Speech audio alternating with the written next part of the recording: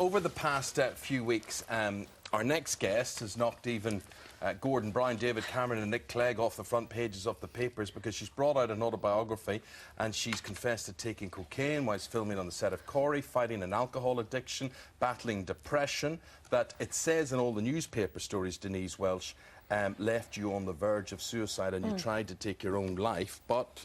Yes, not quite. I mean, I think there in the introduction it said several suicide attempts. I thought about it several times, but didn't quite sort of get that far, thankfully. But yes, it's proved to be quite controversial. But you see, why did you lay yourself so bare? You could have done, I mean, you know, you're top actress, you're top TV presenter.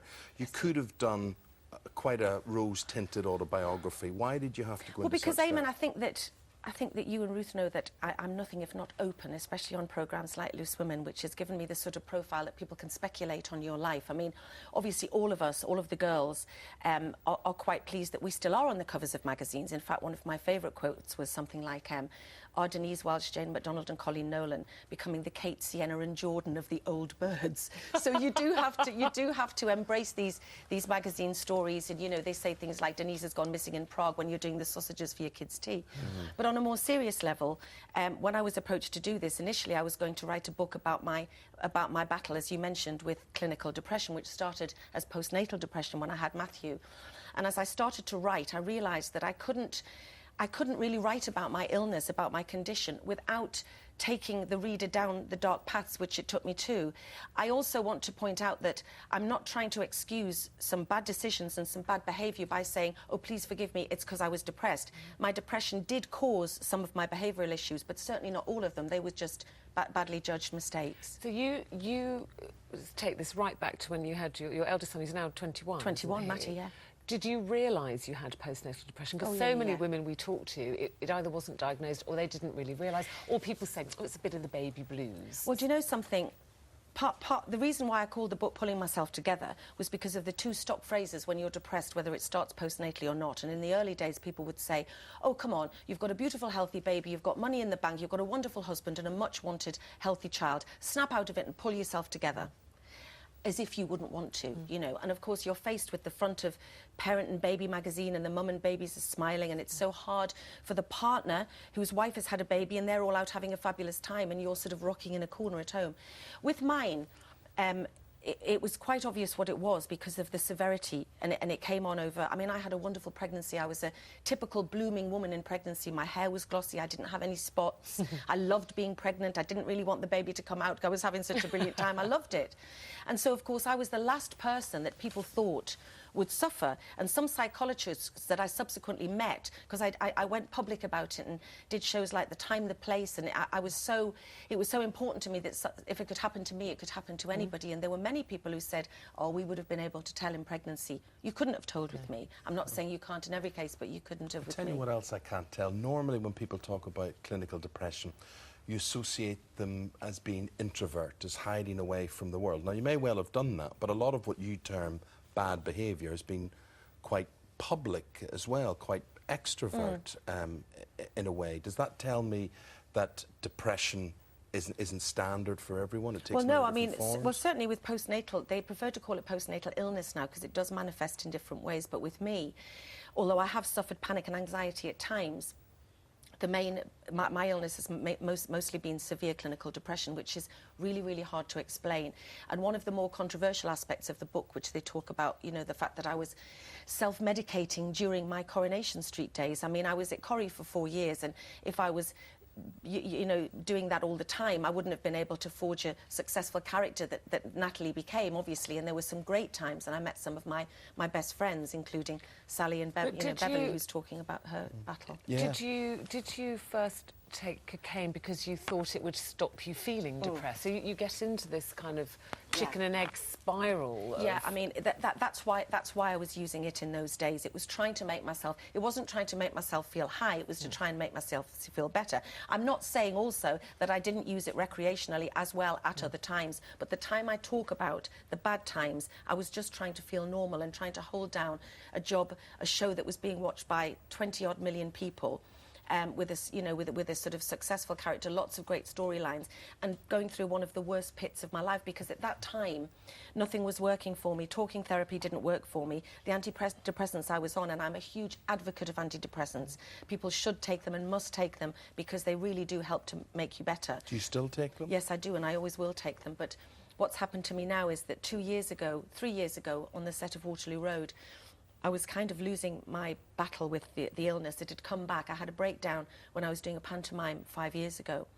And I was tired of fighting it. And the periods of intensity, the intensity was greater and the periods of wellness were getting less and less.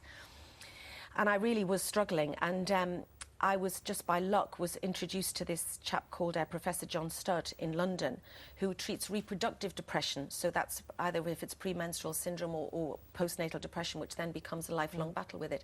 And I've, for 21 years, been saying the origin of my illness was hormonal. I know it was. And the triggers then become psychological. And he found that I was almost deficient in estrogen and actually progesterone intolerant, and I had a Mirena coil which has the localized progesterone that was whipped out, and I say he saved my life, and I don't mean to be dramatic about it, and it still chokes me up, and I've had a tear on Loose Women when I've talked about it, because 90% of the time I'm now well. It does come back and bites me on the bum occasionally and says, you're not through this. So I still live with a mental illness, but most of the time I'm well. Not only mental illness, so many illnesses, so many conditions that people have are related to hormones that I think are not looked at enough, and the function of the pituitary gland. Men and women. It's an incredible thing you say. But let me ask you this. There you are. You're prone to depression. You're living with depression. You're living with the pressure of being an actress and so many different things, and you're a mum, a wife, and you've children and all that sort of thing. And then you get headlines. You've got to live your life in the public eye as well. A lot of people look for excuses when they have alcoholism or when they have depression, whatever, to send them back into the spiral. I've been my own worst enemy at times, though. But how do you cope with that when you're at home and, you know, everything, I mean, you're cooking the breakfast or whatever you're doing? I don't do the cooking, Eamonn. And the Sunday papers arrive, you know what I mean? And then, you know, how on earth do you hold it together? I've got a very, very supportive family for a start. I mean, Matthew, for one, people have said, you know, people have said to me, did your family know about the book? And my answer is, it's not just like I went, if you pop down to your local bookstore, you'll see a very revealing autobiography that I penned in the back room. Of course they knew about it. They all sanctioned it. They all read it. Matty hasn't read it yet. He'd rather read books by Stephen Fry. But Matty said, Mum, you know when they do the reviews on the back of your book? And I said, yeah. He said, can we just put Jesus Christ, Mother, Matthew Healy? And let me ask you, Tim, your husband, who we know, and we were out with you socially just a fortnight ago. As a bloke, you know, when I'm reading through your book now, I honestly, just as a bloke, I have to be honest with you, I say, that man has a lot to put up with. I'm not saying he doesn't love you or whatever. I'm not saying that he shouldn't understand it, but it does seem to be a lot. Maybe you have a lot to put up with him, but as actually a bloke... for any family... Well, as a husband, I would say... How does it, well, for want of a better, how does he stick you, basically? Well, do you know, we should do a strand on this show which spend a week with Tim Healy. Perhaps you'd like to be first up for that, Eamonn Holmes, as you brought it up. Listen, we kind of get each other, do you know what I mean? Yes. And as I say, there's nothing in this book that I would have, of course, had out there. And there's some things which have been hard for him to read. But he said, that's fine, go for it. And you know, and we support each other and we stick by each other. And we've been through a lot. And well, that's amazing. We've been together for 21 years. And people can comment on people's marriages when they've been together for 4.5 minutes. And I go, come back when you've been married 21 years and let me see. But, you know... But hanging on in there. Depression not only affects the person who's suffering, but it does affect the fallout, affects the whole family, doesn't it? It absolutely does, you know, and I think that when you read, what upsets me is when you read tragic headlines that people have taken their own lives because of a battle with depression, and people say, oh, for goodness sake, look at her. She had a successful business, she had wonderful children. It doesn't mean it doesn't mean anything, do you know what I mean? But also, my family have never ever doubted, Tim, my mum, my dad, my sister, that what I had was an illness. They've never seen it as an indulgence, and it's very hard to explain.